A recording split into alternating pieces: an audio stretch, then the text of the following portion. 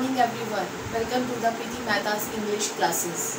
Today I am telling you about the new poem that is Keeping Quiet and it is written by Pablo Neruda. Pablo Neruda बहुत ही अच्छे बहुत बड़े poet हैं जिनको Nobel prize मिला था 1971 में लिटरेचर में एंड उन्होंने बहुत अच्छी खूबसूरत पोएम लिखी है कीपिंग क्वाइट।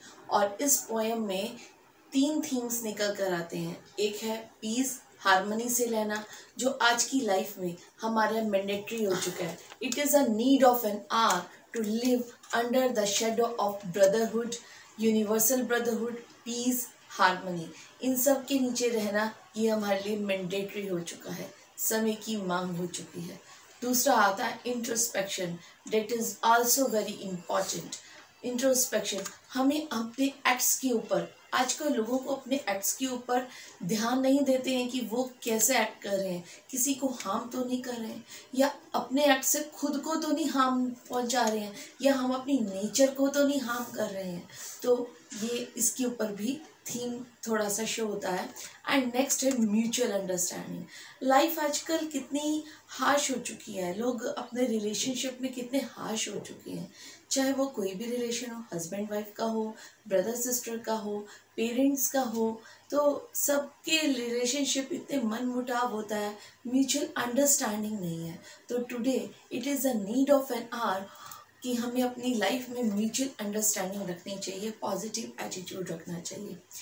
ये पोएम इसलिए भी बहुत अच्छी है क्योंकि ये तीनों थीम्स जो हैं वो आज की लाइफ में कहीं खो गए हैं और तभी आजकल ह्यूमन लाइफ जो है वो इतनी सफ़र कर रही है। हम अपनी नेचर को हार्म कर रहे हैं, हम अपने रिलेशनशिप्स को नुकसान पहुंचा रहे हैं, हम अपने एक्ट से खुद को नुकसान पहुंचा रहे हैं।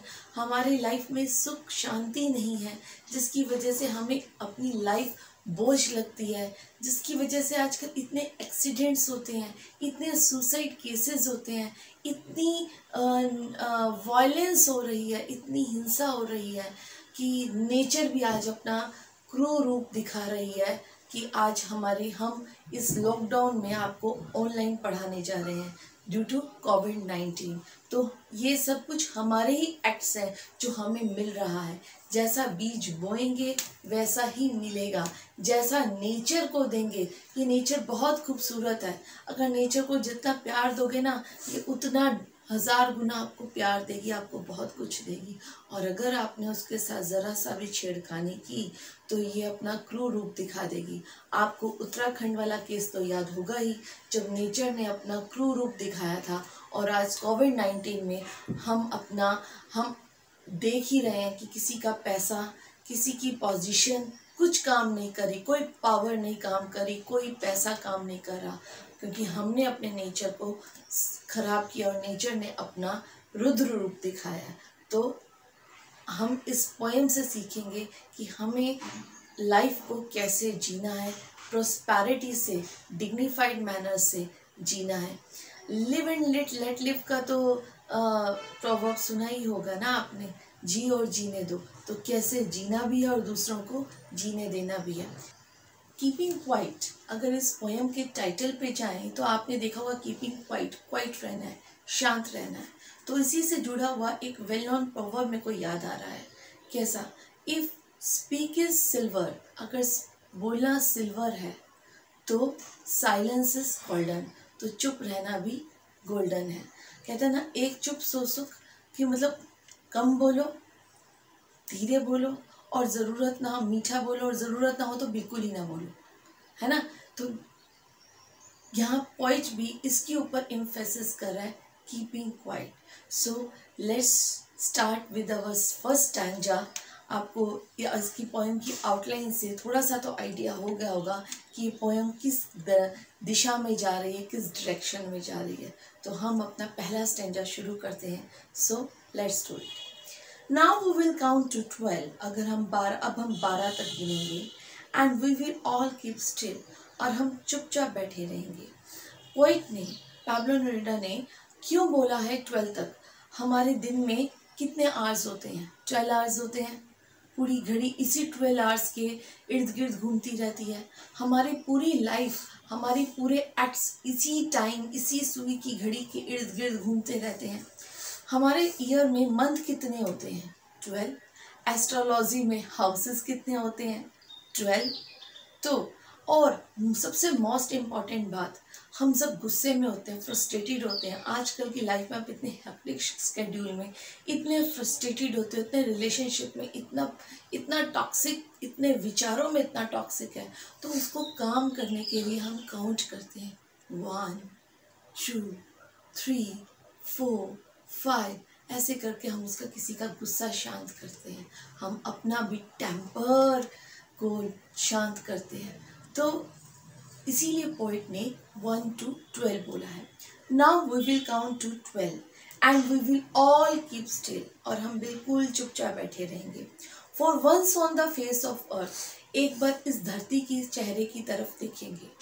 Let's not speak in any language, ये बिल्कुल किसी भी भाषा में बात नहीं करती है।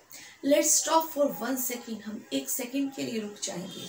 And not move our arms so much, और हम अपनी आर्म्स भी नहीं हिलाएंगे। यहाँ पोइट ने कहा है कि हम for once on the face of earth, हम 12 तक तो गिनेंगे, साथ में हम शांत भी रहेंगे, इस धरती की तरफ देखेंगे। हम पोइट ने इसके ऊपर इम्फेसिस क्यों किया कि हम इस धरती की तरफ देखेंगे। धरती पर देखने का मतलब यह है कि धरती कितनी शांत है। धरती का नेचर क्या है? गिविंग एटीट्यूड देना। इस धरती से आपको क्या मिलता है? मतलब पूरे प्लैनेट, पूरे यूनिवर्स में अर्थ ही एक ऐसा प्लैनेट है जहाँ पे ह्यूमन लाइफ सरवाइव कर सकती है। तो धरती के अंदर कितनी क्वालिटीज़ हैं, हम इसके से अनाज, अपना सर्वाइवल आगे चलाते हैं। तो हमारी पूरी, अगर इंडिया की अगर पूरी इकोनॉमिक देखा जाए तो एग्रीकल्चर के ऊपर डिपेंड करती है। तो धरती का क्या नेचर है? देना। ट्रीज़ देती है, छाया देती है, इकोसिस्टम को बैलेंस करके रखती है, सब कुछ करके रखती है।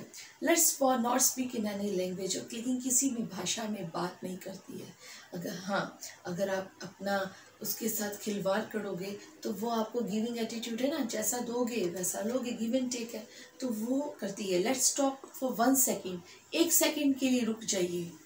Not moves our arms so much, अपने आर्म्स मत मिलाइए, मतलब कोई भी ऐसी एक्टिविटी मत कीजिए। एक बार शांत रहकर अपने एक्ट्स के ऊपर देखिए। यहाँ आर्म्स से मतलब क्या है? यहाँ पे अगर फिगर ऑफ स्पीच देखा जाए, आर्म्स में पन यूज हुआ है। क्यों यूज हुआ है यहाँ पे आर्म्स? हमारी फिजिकल एक्टिविटी को तो बता ही रहा है, साथ में हम जो वॉर्स, हम जो लड़ाई झगड़ा करते हैं उसके बारे में बता रहे हैं। For once on the face of earth we will keep still, हम शांत बैठे रहेंगे। शांत का मतलब क्या है? कि हमने कुछ भी नहीं बोलना, यानी कि हम शांत रहेंगे, हमारे मुख से कोई भी ऐसे नेगेटिव विचार नहीं निकलेंगे जिससे कि पूरा इन्वायरमेंट नेगेटिव हो। हम चुप रहेंगे और इस साइलेंस को सुनेंगे कि खामोशी हमें क्या कहना चाहती है, और हम अपने खामोशी, इस साइलेंस में, इस डीप साइलेंस में अपने एक्ट्स के ऊपर कंसंट्रेट करेंगे कि किसी एक्ट से हमने अपने आप को या अपने सराउंडिंग में किसी और को तंग परेशान तो नहीं किया है, तो हम किसी की सॉल को तो नहीं हमने परेशान किया है, तो हम बिल्कुल शांत रहेंगे। Now come to the number stanza second. It would be an exotic movement, ये एक्सॉटिक मूवमेंट यानी कि बहुत इम्पॉर्टेंट मूवमेंट है। कैसे? जब हम बिल्कुल रश, अपने जीवन के हैक्टिक स्केड्यूल में, होच पोच में नहीं रहेंगे, विदाउट इंजन। हम अपनी लाइफ क्या है, इंजन की तरह बना ली। सुबह उठते हैं, काम पे जाते हैं, ये करना है, वो करना है, आज यहाँ जाना है, बच्चों को छोड़ना है, बच्चों ने भी ट्यूशन जाना है, स्कूल आना है, ट्यूशन जाना है, फिर स्टडी करनी है। मतलब सबकी लाइफ क्या हो चुकी है, एडल्ट से ले कीजिए, बच्चे तक ले लीजिए, ओल्ड एज से लेकर बच्चे तक ले लीजिए, सभी की लाइफ जो है हैक्टिक बन चुकी है, बहुत ज़्यादा हौच पौच, फुल ऑफ हौच पौच बन चुकी है।